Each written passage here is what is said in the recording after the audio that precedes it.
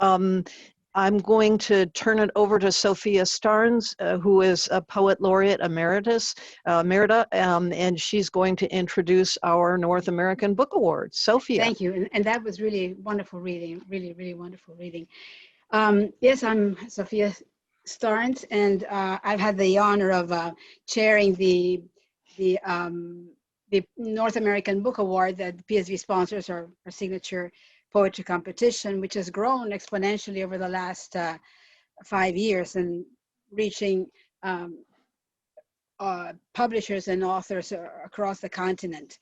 And today, it was our desire to have the winner of the 2020 and the winner of the 2021 competitions to read. Unfortunately, Maya, who won the 2020 competition, has just texted us saying that she's not well, so she won't, unfortunately, unless she comes in a little later, she may not be able, she probably won't be able to join us. And on her behalf, I've taken a poem that I'd like to read from her. But before that, it is interesting that the two books, and this is just a felicitous coincidence, I think, the two books that won last year and this year have the word America in their title. Maya Popa's book is American Faith, and John Murillo's book is Contemporary American Poetry. And I like to think that they express an underlying belief which permeates much of our work these days during these trying times, a stubborn assurance in us that no matter what, despite all odds,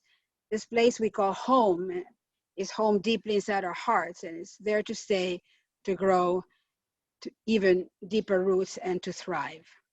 So, as I said, I'm unfortunately Maya will not join us today.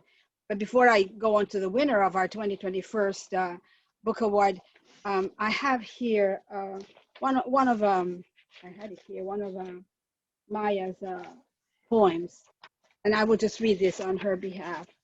This poem is called Dear Life by Maya Popa. I can't undo all I have done unto myself, what I have let an appetite for love do to me. I have wanted all the world, its beauties and its injuries. Some days I think that is punishment enough. Often I received more than I'd asked, which is how this works. You fish in open water, ready to be wounded on what you reel in. Throwing it back was a nightmare. Throwing it back and seeing my own face as it disappeared into the dark water. Catching my tongue suddenly on metal, spitting the hook into my open palm. Dear life, I feel that hook today most keenly. Would you loosen the line? Would you loosen the line? You listen if I ask you if you are the sort of life I think you are. Wonderful work, and I hope you will, those of you who have not yet had a chance to read American Faith will do so. But now it is my great honor to introduce John Murillo, the winner of the 2021 North American Poetry Society of the North American Book Award for his work Contemporary American Poetry. And John is the winner of numerous awards, which I will not rob time from his reading to mention them. It's really outstanding. But I have to mention that he won the Kingsley Tufts Poetry Award a week after we had publicly announced or told him that he had won the North American Book Award. So I always like to say we came a little first of this. It's very, very impressive award. John is assistant professor of English and director of the creative writing program at Wesleyan University. And he also teaches in the low residency MFA program at Sierra Nevada University. Luisa Igloria, our current poet laureate, was a judge for this competition. And among other things, great praises she had for John's work. She says, she comments on his ability to speak directly to the reader without ever abandoning the desiderata of poetry.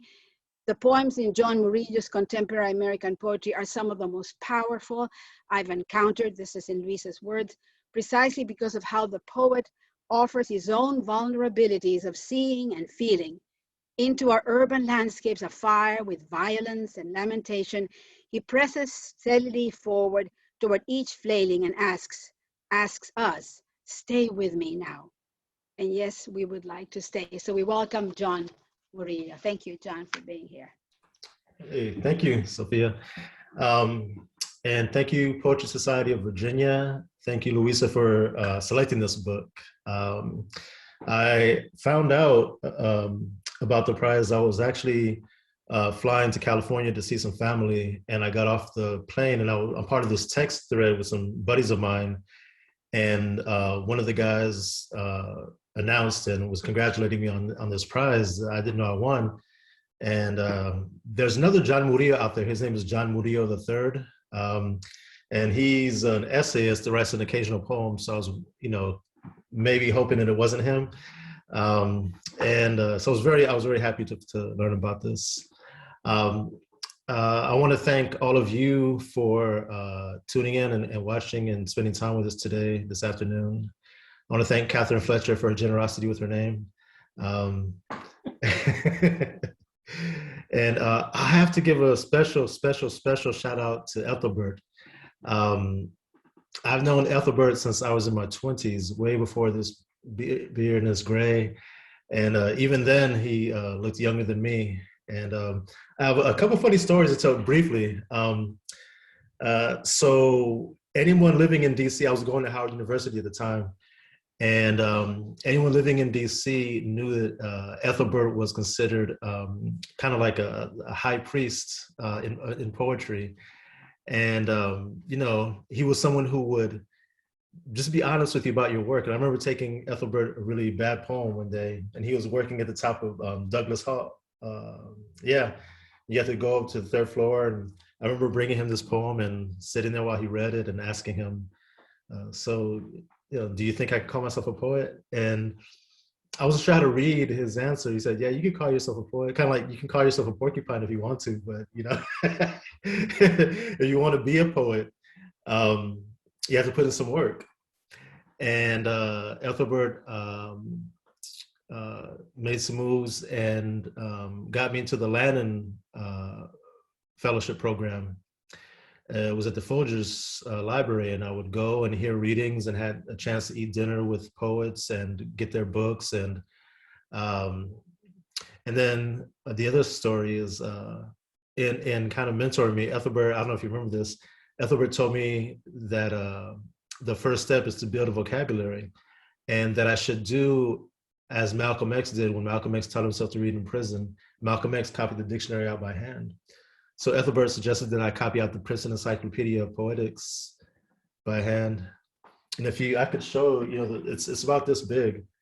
And I remember, or this thick, and I remember crossing the campus and I said to Ethelbert, I'm on the letter E now.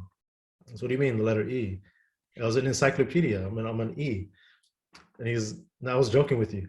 And at that point, I'm a good 100 pages or so in of having copied all this out.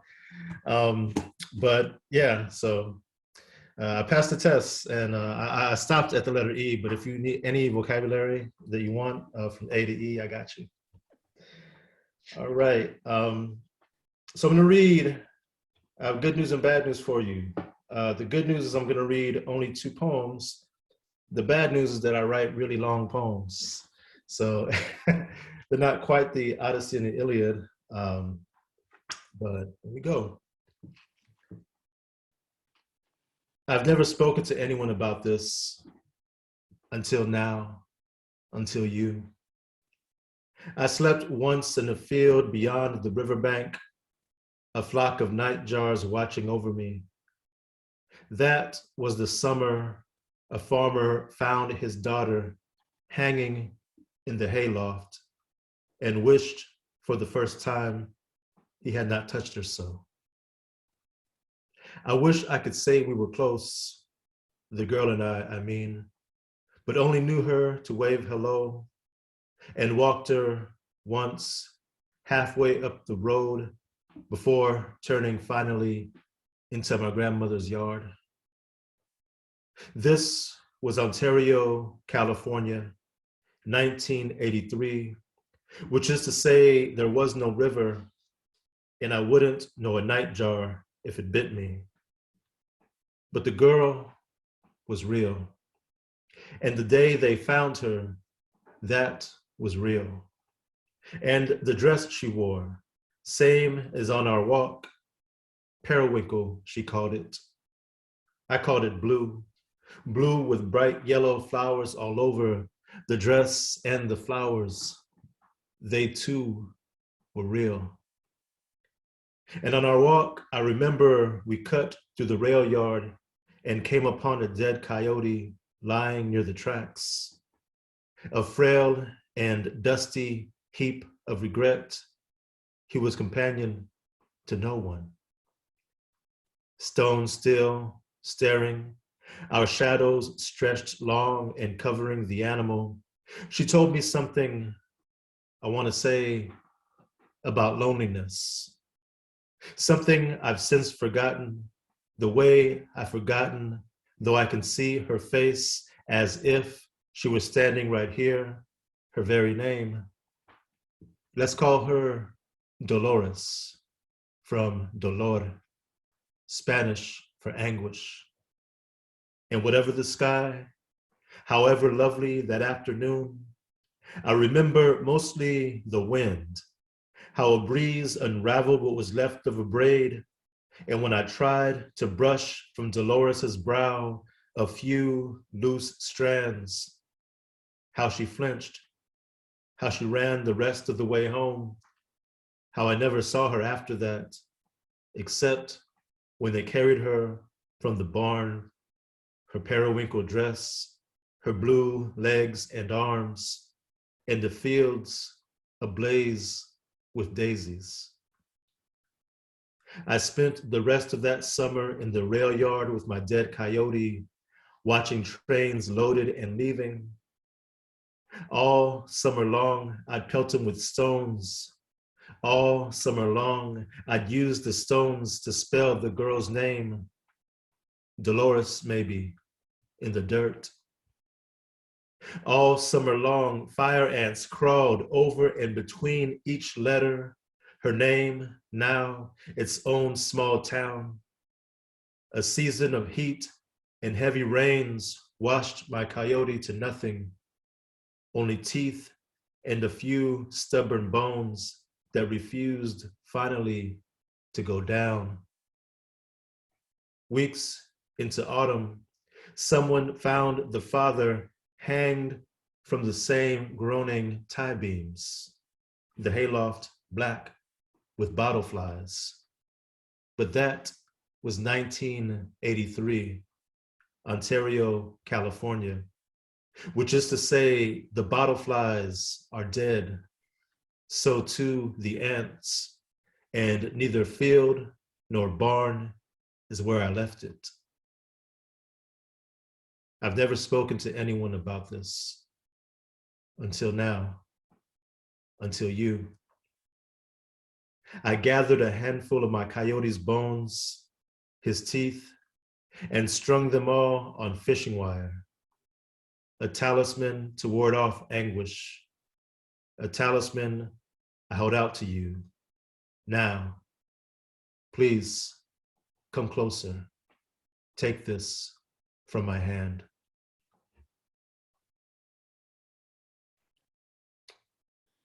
And my second poem is even longer than that. And my wife, who's also a poet, tells me I say too much to introduce the poem, that I should just let the poem speak for itself. But I don't know, I think it does warrant a bit of an explanation. So I lived in Washington, DC from, I think, 1994 to 2005. And one evening, I remember I was walking home, I was living on 13th and U Street.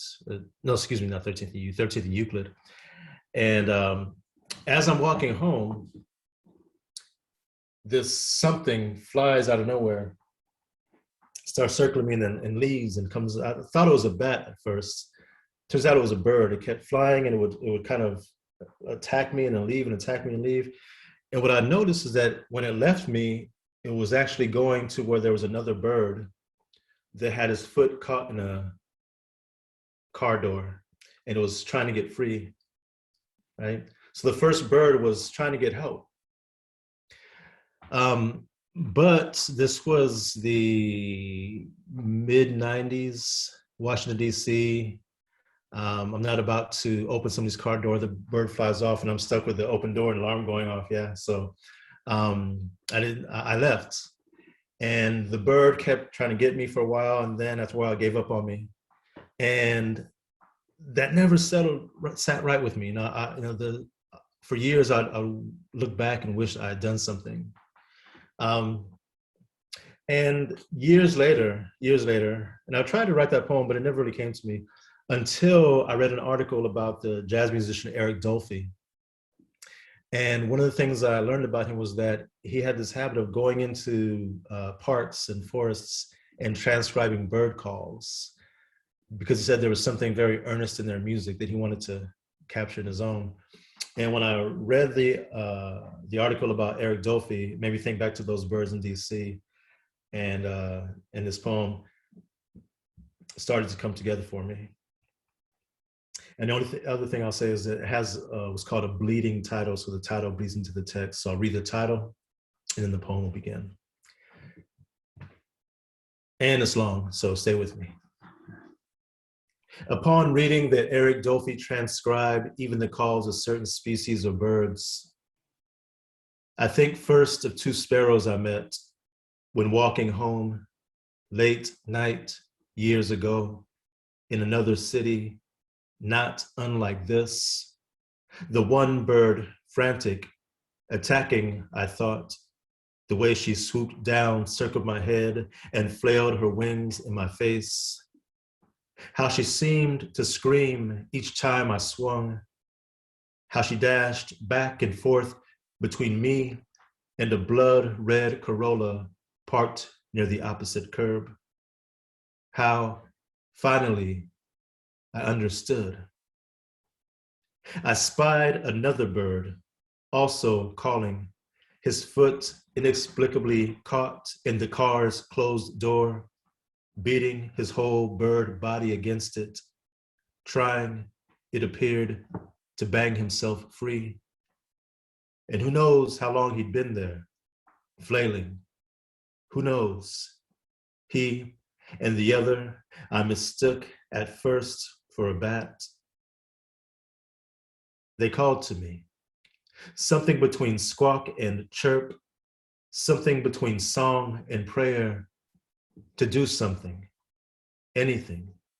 And like any good God, I disappeared. Not indifferent exactly, but with things to do, and most likely on my way home from another heartbreak. Call it 1997, and say I'm several thousand miles from home, by which I mean those were the days I made of everyone a love song. By which I mean I was lonely and unrequited. But that's not quite it either. Truth is, I did manage to find a few to love me, but couldn't always love them back. The Rasta law professor, the firefighter's wife, the burlesque dancer whose daughter blackened drawings with M's to mean the sky was full of birds the day her daddy died. I think his widow said he drowned one morning on a fishing trip. Anyway, I'm digressing. But if you asked that night, did I mention it was night? Why I didn't even try to jimmy the lock to spring the sparrow, I couldn't say truthfully that it had anything to do with envy, with wanting a woman to plead as deeply for me as these sparrows did, one for the other. No, I'd have said something instead about the neighborhood itself, the car thief shot a block and a half east the week before, or about the men I came across nights prior, sweat slicked and shirtless, grappling in the middle of the street, the larger one's chest pressed to the back of the smaller, bruised and bleeding both. I know you thought this was about birds, but stay with me. I left them both in the street, the same street where I'd leave the sparrows, the men embracing, and for all one knows, they could have been lovers. The one whispering an old, old tune into the ear of the other, baby, baby, don't leave me this way. I left the men where I'd leave the sparrows and their song. And as I walked away, I heard one of the men call to me, please, or help, or brother, or some such. And I didn't break stride, not one bit. It's how I've learned to save myself. Let me try this another way.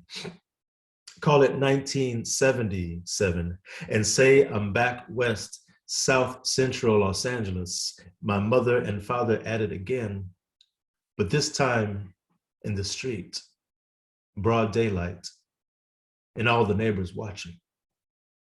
One, I think his name was Sonny, runs out from his duplex to pull my father off. You see where I'm going with this. My mother crying out, fragile as a sparrow. Sonny fighting my father, fragile as a sparrow. And me, years later, trying to get it all down. As much for you, I'm saying, as for me. Sonny catches a left, lies flat on his back, blood starting to pool, and his own wife wailing, my mother wailing, and traffic backed now half a block. Horns, whistles, and soon sirens. 1977, summer, and all the trees full of birds. Hundreds, I swear. And since I'm the one writing it, I'll tell you they were crying. Which brings me back to Dolphy and his transcribing. The jazz man, I think, wanted only to get it down pure, to get it down exact. The animal racking itself against a car's steel door, the animals in the trees reporting, the animals we make of ourselves and one another, flailing, failing. Stay with me now. Days after the dust up, my parents took me to the park. And in this park was a pond. And in this pond were birds, not sparrows, but swans. And my father spread a blanket and brought from a basket some apples and a paring knife. Summertime, my mother wore sunglasses and long sleeves. My father, now sober, cursed himself for leaving the radio, but my mother forgave him and said as she caressed the back of his hand that we could just listen to the swans. And we listened, and I watched. Two birds coupling, one beating its wings as it mounted the other. Summer, 1977, I listened and watched.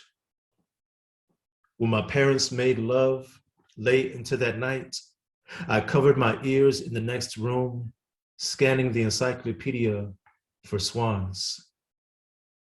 It meant nothing to me then, at least, but did you know the collective noun for swans is a lamentation? And is a lamentation not its own species of song? What a woman wails, punch drunk in the street, or what a widow might sing, learning her man was drowned by swans, a lamentation of them. Imagine the capsized boat, the panicked man struck about the eyes, nose, and mouth each time he comes up for air. Imagine the birds coasting away and the water suddenly calm, either trumpet swans or mutes. The dead man's wife running for help, crying to any who listen, a lamentation and a city busy saving itself. I'm digressing, sure. But did you know that to digress means to stray from the flock? When I left my parents' house, I never looked back.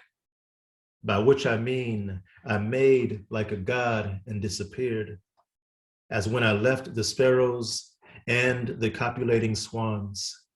As when someday I'll leave this city, its every flailing, its every animal song. Thank you.